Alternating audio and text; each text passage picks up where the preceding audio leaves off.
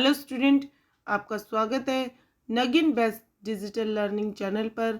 आज हम लेकर आए हैं क्लास 12th की हिंदी बुक आरोह गद्य खंड का चैप्टर 3 शिरीष के फूल। आज हम शिरीष के फूल के पाठ्य पुस्तक पर आधारित प्रश्नों उत्तरों को करेंगे।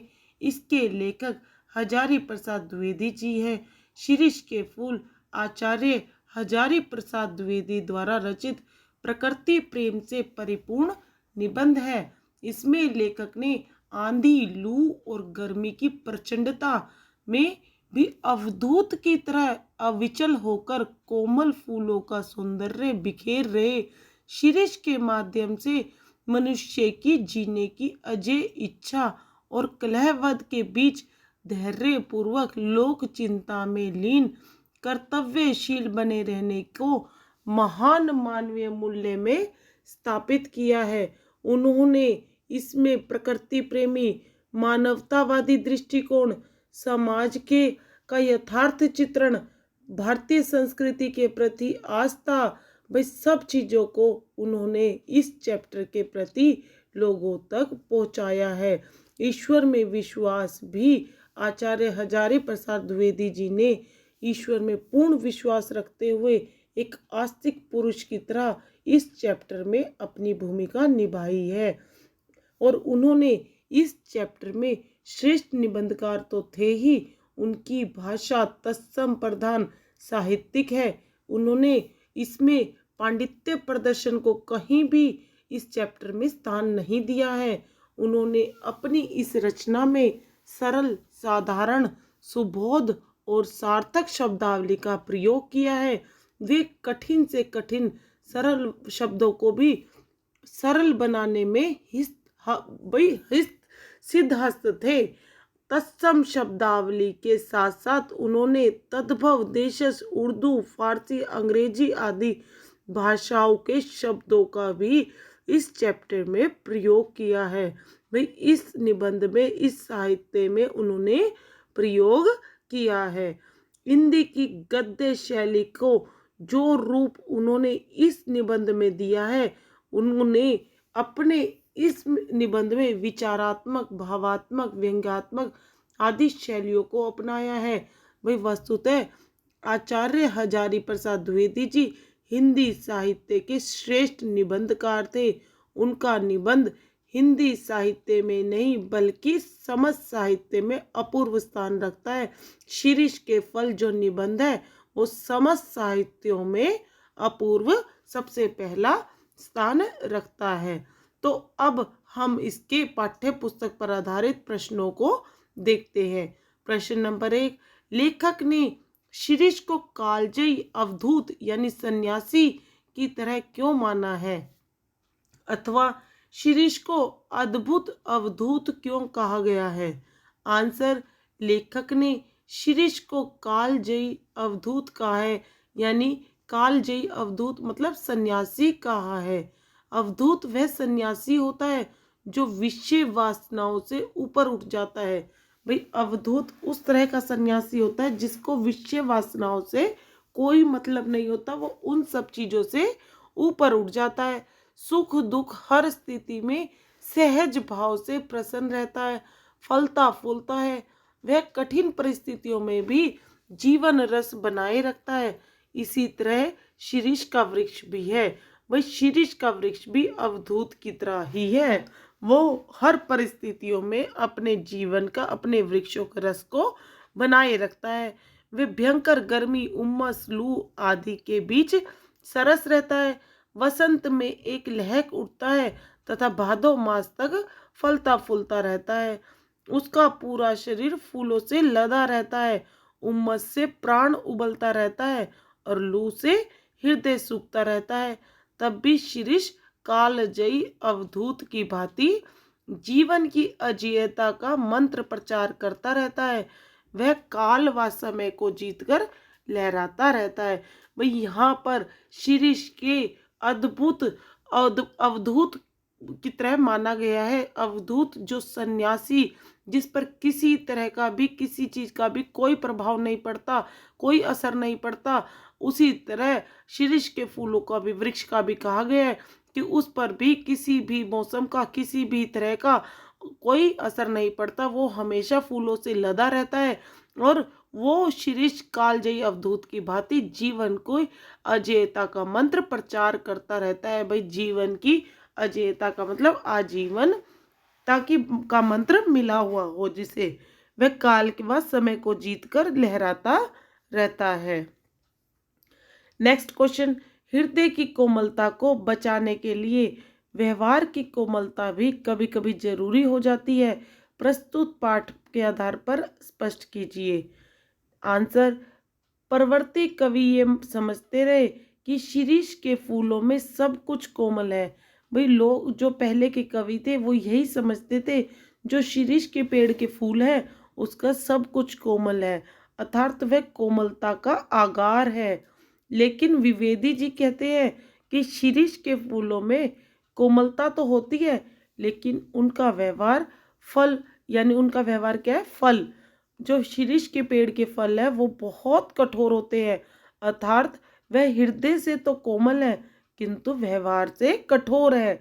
इसलिए हृदय की कोमलता को बचाने के लिए व्यवहार का कठोर होना अनिवार्य हो जाता है। नेक्स्ट क्वेश्चन, द्विवेदी जी ने शिरीष के माध्यम से कोलाहल व संघर्ष से भरी स्थितियों में अविचल रहकर जिजुविविश बने रहने की सीख दी है। स्पष्ट कीजिए। द्विवेदी जी ने भाई शिरीष के माध्यम से कोलाहल व संघर्ष से भरी जीवन स्थितियों में अविचल रहकर जिजीविषु बने रहने की सीख दी है। शिरीष का वृक्ष भयंकर गर्मी सहता है और फिर भी सरस रहता है। भाई जो शिरीष का वृक्ष होता है वो भयंकर गर्मी सहकर भी सरस रहता है। उमस व लू में भी वह फूलों से लदा रहता है। इसी तरह जीवन को चाहे जितनी भी कठिनाई आए, भाई हमारे जीवन में चाहे कितनी भी कठिनाई आए, मनुष्य को सदैव संघर्ष करते रहना चाहिए, उसे हार नहीं माननी चाहिए। शिरीष के फूलों की तरह, हमेशा शिरीष के पेड़ की तरह हार नहीं माननी चाहिए। भ्रष्टाचार, अत्याचार, दंगे, लूटपाट के बावजूद उसे निराश नहीं होना चाहिए तथा प्रकृति की दिशा में कदम बढ़ाते रहना चाहिए और हमेशा प्रगति की ओर अपना कदम बढ़ाते रहना चाहिए। नेक्स्ट क्वेश्चन, हाय वे अवधूत आज कहाँ हैं। भाई आज वो इस तरह के सन्यासी कहाँ हैं, ऐसा कहकर लेखक ने आत्म बल पर देह बल का वर्चस्व की वर्तमान सभ्यता के संकट की ओर संकेत किया है। कैसे? आंसर, लेखक कहता है कि आज शिरीष जैसे अवधूत नहीं रहे। भाई आज शिरीष के वृक्ष जैसे सन्यासी नहीं रहे।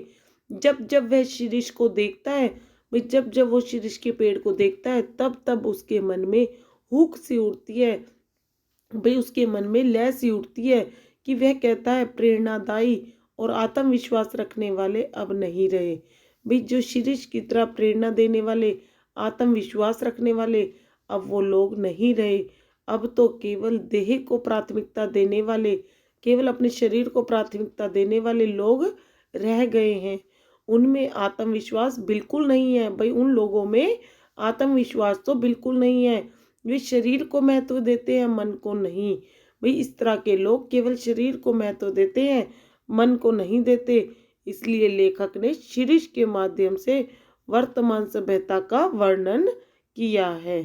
नेक्स्ट क्वेश्चन, कवि ने के लिए अनासक्त योगी की स्थिति, प्रज्ञता और विदंग प्रेम का हृदय एक साथ आवश्यक है, ऐसा विचार प्रस्तुत कर लेखक ने साहित्य क्रम के लिए बहुत ऊंचा मानदंड निर्धारित कराए। विस्तार पूर्वक समझाइए। भाई विचार प्रस्तुत करके लेखक ने साहित्य क्रम के लिए बहुत ऊंचा मानदंड निर्धारित किया है। विस्तार पूर्वक समझाए। लेखक उत्तर लेखक का मानना है, भाई लेखक का मानना है कि कवि के लिए अनासक्त योगी की स्थिर प्रज्ञता, विदंग प्रेमी का हृदय का होना आवश्यक है।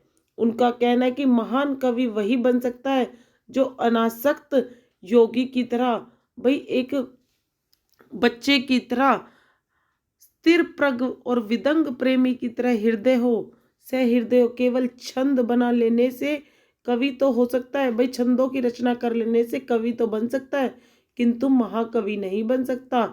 संसार की अधिकतर सरस रचनाएं अवधूतों के मुंह से ही निकलती है।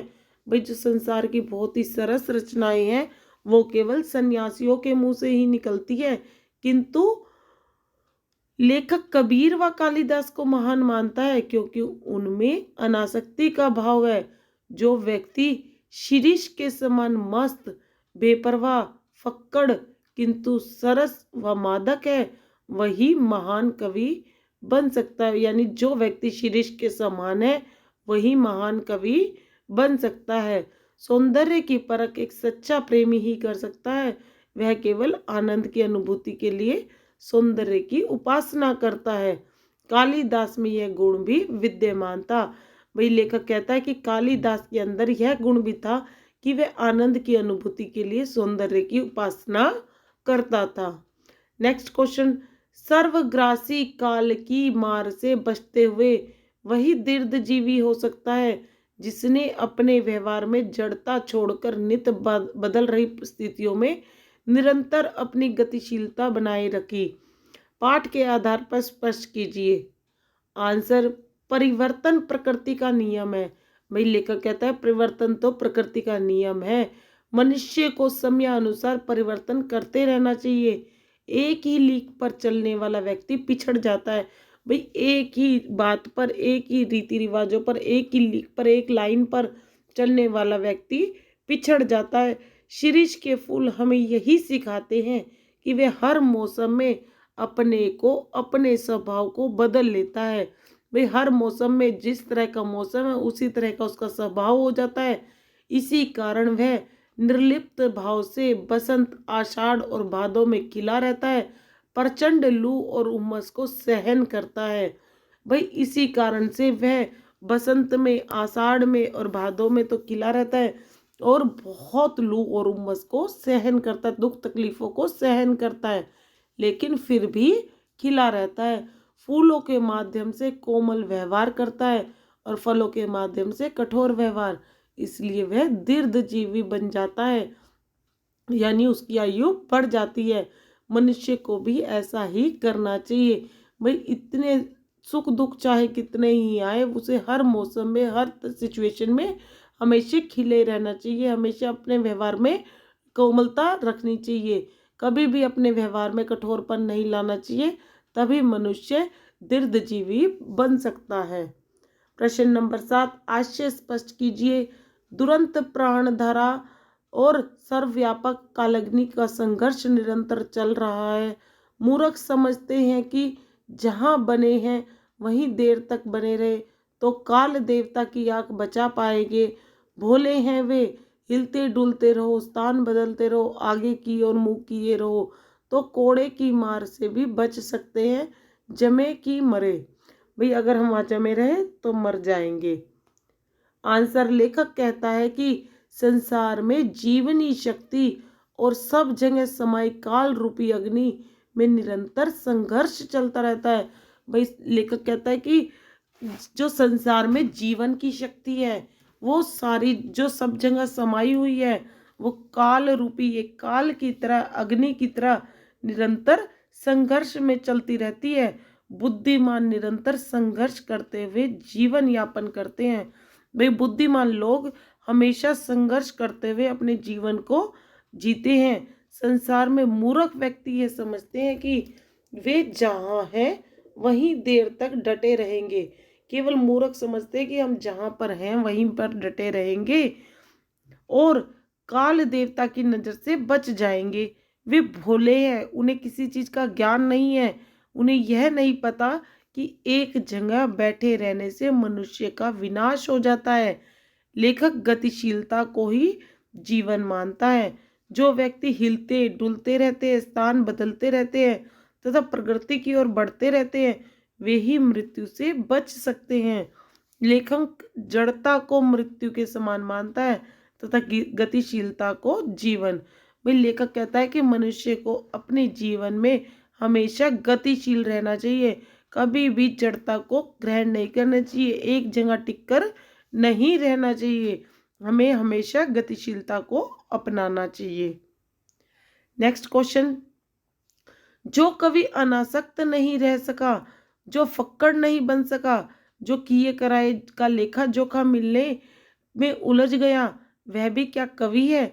मैं कहता हूं कि कवि बनना है मेरे दोस्तों तो फक्कड़ बनो। लेखक कहता है कि कवि को सबसे पहले अनासक्त होना चाहिए, अर्थात तटस्थ भाव से निरीक्षण करने वाला होना चाहिए। उसे फक्कड़ होना चाहिए, अर्थात उसे सांसारिक आकर्षणों से दूर रहना चाहिए। जो अपने किए कार्यों का लेखा जोखा करता है वह कवि नहीं बन सकता। भाई अपने किए कार्यों का लेखा जोखा किया तो कवि कैसा रह गया, वो तो आम आदमी की तरह हो गया। लेखक का मानना है जिसे कवि बनना है उसे फक्कड़ बनना चाहिए, अर्थात उसे सांसारिक आकर्षणों से दूर रहना चाहिए और लेख लिखने चाहिए। फल हो या पेड़, वह अपने आप में समाप्त नहीं है, वह किसी अन्य वस्तु को दिखाने के लिए उठी हुई उंगली है, वह इशारा है। आंसर, भाई कवि कहता है, लेखक कहता है कि फल व पेड़ दोनों का अपना अस्तित्व है, वे अपने आप में समाप्त नहीं होते। जो फल और पेड़ होते हैं वो उन दोनों का अपना अपना अस्तित्व होता है, वे अपने आप में कभी भी समाप्त नहीं होते, जीवन उनका अनंत होता है। फल व पेड़ वे किसी अन्य वस्तु को दिखाने के लिए उठी हुई उंगली है। जो फल और पेड़ है वो किसी और को वस्तु को दिखाने के लिए उठी हुई उंगली है। यह संकेत है कि जीवन में अभी बहुत कुछ है, सुंदरता व सृजन की सीमा नहीं है। हर युग में सौंदर्य व रचना का स्वरूप अलग हो जाता है, तो हर युग में समय के साथ सौंदर्य और रचना का स्वरूप बदल जाता है। नेक्स्ट प्रश्न, शिरीष के पुष्प को शीत पुष्प भी कहा जाता है। ज्येष्ठ माह की प्रचंड गर्मी में फूलने वाले फूल को शीत पुष्प संज्ञा किस आधार पर दी गई है? भाई शिरीष का पुष्प तो जेठ मास की प्रचंड गर्मी में लू में खिलता है, तो उसे शीत पुष्प ठंडा फूल कैसे कहा जाता है? शिरीष का फूल प्रचंड गर्मी में भी खिला रहता है, वह लू और उमस में भी जोर शोर से खिलता है, अर्थात विषम परिस्थितियों में भी समानता का भाव रखता है। इसलिए लेखक ने शिरीष को शीत पुष्प का अर्थ दिया है, ठंडक देने वाला पुष्प। और शिरीष का फूल भयंकर गर्मी में भी ठंडक प्रदान करता है। भाई शिरीष का फूल जो होता है भयंकर गर्मी होती है उसमें भी ठंडक प्रदान करता है, वैसे ही वो विषम परिस्थितियों में भी समानता बनाए रखता है। नेक्स्ट क्वेश्चन, कोमल और कठोर दोनों भाव किस प्रकार गांधी जी के व्यक्तित्व की विशेषता बन गए? आंसर, गांधी जी सत्य अहिंसा प्रेम आदि कोमल भाव से युक्त थे, वे दूसरे के कष्टों से द्रवित हो जाते थे, वे अंग्रेजों के प्रति भी कठोर ना थे। वे जो गांधी जी थे सत्य अहिंसा और प्रेम आदि कोमल भावों से युक्त थे और दूसरों के कष्टों में तो वो दुखी हो जाते थे और अंग्रेजों के प्रति कठोर ना थे। दूसरी तरफ वे अनुशासन व नियमों के मामले में कठोर थे, वे अपने अधिकारों के लिए डटकर संघर्ष करते थे तथा किसी भी दबाव के आगे झुकते नहीं थे। ब्रिटिश साम्राज्य को उन्होंने अपनी दृढ़ता से ढाया था। इस तरह गांधी के व्यक्तित्व की विशेषता कोमल व कठोर भाव बन गए थे। वे गांधी के जो व्यक्तित्व की विशेषता थी वे कोमल और कठोर भाव के बन गए थे। नेक्स्ट प्रश्न, आजकल अंतर्राष्ट्रीय बाजार में भारतीय फूलों की बहुत मांग है।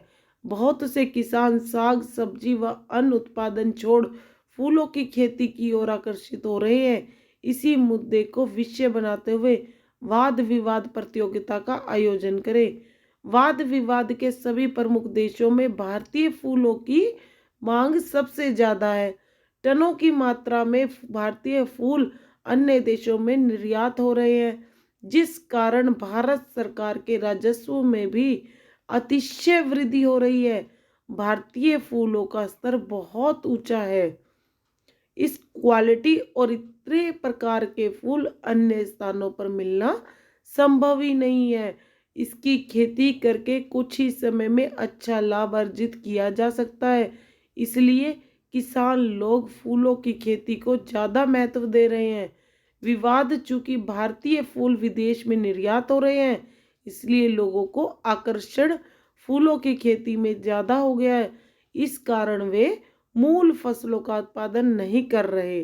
भाई उनकी मूल फसलें गेहूं अनाज इनका उत्पादन नहीं कर रहे, फूल विदेशों में निर्यात होने लग गया है, इसलिए वो फूलों की खेती में ज़्यादा दिलचस्पी लेने लग गए हैं, जिससे अनिवार्य वस्तुओं की कीमतें बढ़ती जा रही है।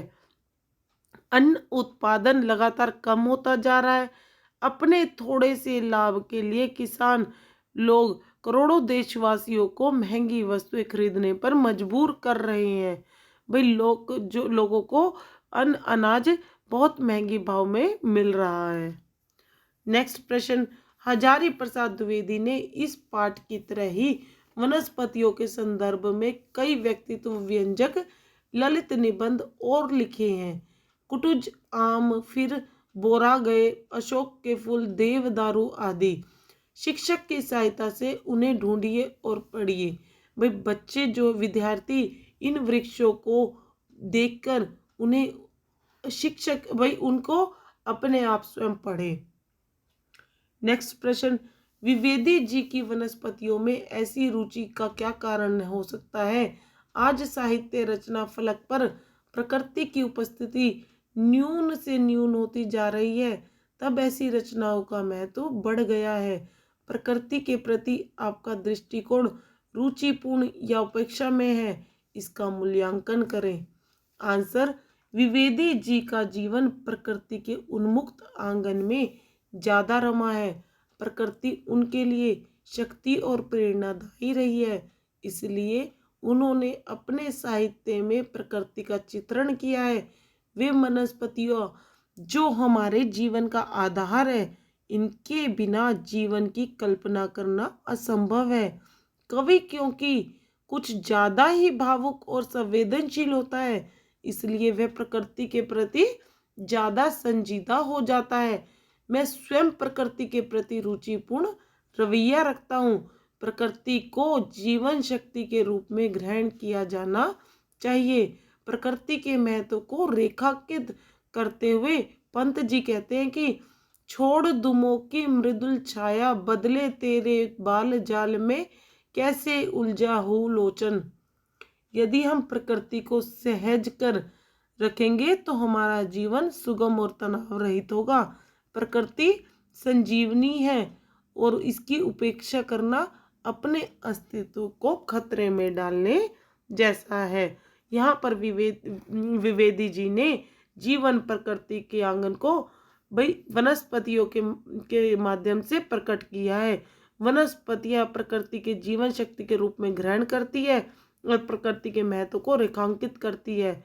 उसी प्रकार जीवन भी मनुष्य को रेखांकित करता है। नेक्स्ट क्वेश्चन, 10 दिन फूले फिर खंगड़ खंगड़, इस लोकोक्ति से मिलते जुलते कई वाक्यांश पाठ में है, उन्हें छाट कर लिखिए।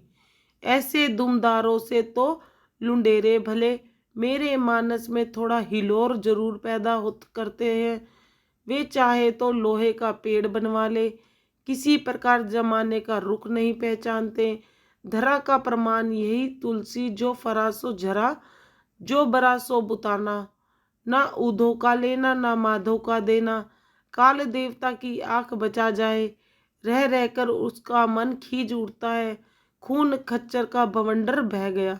तो इस प्रकार चैप्टर में भाई खगड़ खगड़ इस लोकोक्तियों से मिलते हुए जुलते वाक्यांश इस प्रकार थे। नेक्स्ट क्वेश्चन, निबंधकार ने किस तरह कोमल और कठोर दोनों भावों का सम्मिश्रण शीर्ष के माध्यम से किया है? प्रत्येक वस्तु अथवा व्यक्ति में दो भाव एक साथ विद्यमान रहते हैं, उनमें कोमलता भी रहती है और कठोरता भी।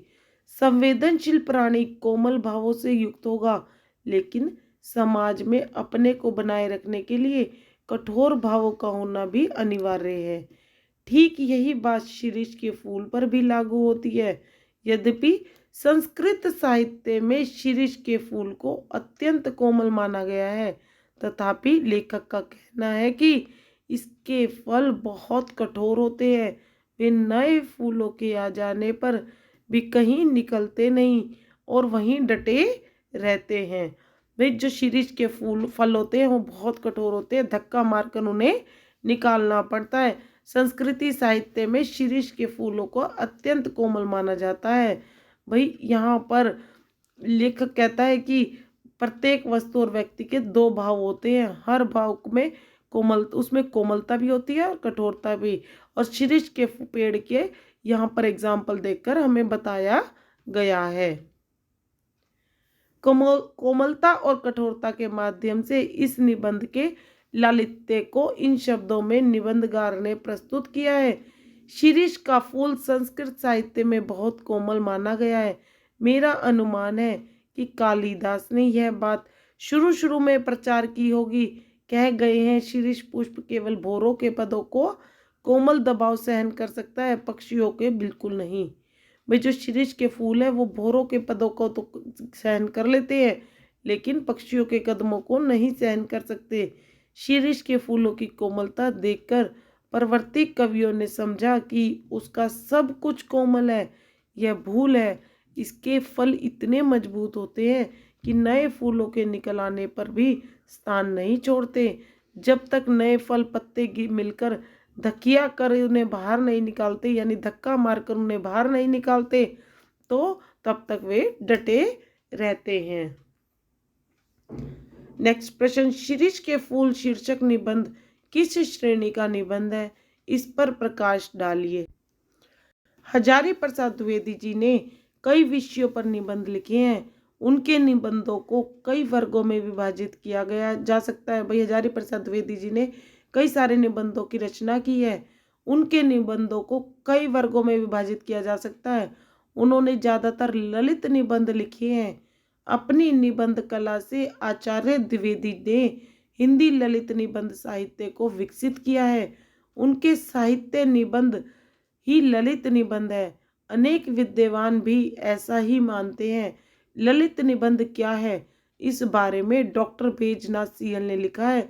शोधार्थी ललित निबंध को सामान्यतः जिसे हम निबंध कहते हैं, उलगते हुए केवल एक ही आधार को अपनाते हुए दिखाई देते हैं। यह आधार है लालित्य का। ललित शब्द को लेकर किसी विधा का अंतर्गत एक अलग विधा को बनाया जाना स्वीकार नहीं हो सकता। लालित्य साहित्य मात्र में रहता है तथा ललित कलाओं में साहित्य लालित्य के कारण ही सर्वोच्च कला है। इसलिए लालित्य तो साहित्य का अंतवर्ती तत्व है। डॉक्टर हजारी प्रसाद का शिरीष के फूल शीर्षक निबंध भी एक ललित निबंध है। वही लालित्य से ओतप्रोत है। नेक्स्ट क्वेश्चन, प्रकृति के माध्यम से आचार्य हजारी प्रसाद द्विवेदी ने लालित्य दिखाने का सफल प्रयास किया, सिद्ध करें। शिरीष के फूल शीर्षक निबंध की रचना का मूलाधार प्रकृति है। भाई उसका मूल क्या है? प्रकृति है। निबंधकार ने प्रकृति को आधार बनाकर इस निबंध की रचना की है। इसलिए इस निबंध में लेखक ने प्रकृति के माध्यम से लालित्य दिखाने का सफल प्रयास किया है। प्रकृति का इतना मनोरम और यथार्थ चित्रण निबंध को लालित्य से परिपूर्ण कर देता है। लेखक ने बड़े सुंदर शब्दों में प्रकृति को चित्रित किया है। शिरीष के फूल का वर्णन इस प्रकार किया है। बसंत के आगमन से लहक उठता है, आषाढ़ तक तो निश्चित रहता रूप से मस्त बना रहता है। मन रम गया तो भरे बादों में भी निर्यात फूलता रहता है। एक एक बार मुझे मालूम होता है यह शिरीष का एक अद्भुत अवधूत है। दुख हो या सुख वे हार नहीं मानता, ना ऊधों का लेना ना माधों का देना। जब धरती और आसमान जलते रहते हैं तब भी यह हजरत ना जाने कहाँ से अपना रस खींचते रहते हैं। मौज में होठो याम मस्त रहते हैं।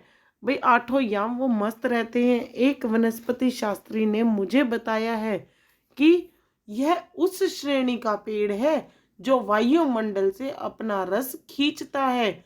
जरूर खींचता होगा, नहीं तो भयंकर लू के समय इतने कोमल तंतु जाल और ऐसे सुकुमार केसर को कैसे उगा सकता था यह। नेक्स्ट क्वेश्चन, यह निबंध भावों की गंभीरता को समुच्चय जान पड़ता है। प्रस्तुत पाठ के आधार पर इस कथन की समीक्षा करो। विचारों के साथ ही भावों की प्रधानता भी इस निबंध में मिलती है। भाव तत्व निबंध का प्रमुख तत्व है। इसी तत्व के आधार पर निबंधकार मूल भावना या चेतना प्रस्तुत कर सकता है। वातावरण का पूर्ण ज्ञान उन्हें था।